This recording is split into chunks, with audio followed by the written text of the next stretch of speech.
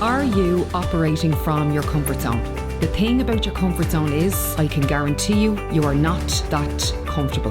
Now that I've called out the elephant in the room, you're about to become more uncomfortable as your level of awareness heightens around the fact that you could be happier and wish that you were. It has taken you your whole life to establish this level of happiness. Is it enough for you? Or is there another life out there for you that you know you can have if only? The if only attitude nurtures victims and keeps you there. I pride myself on empowering warriors to sharpen their tools so they can carve out the life they've always dreamed of. Do you want to be better? If so, take action.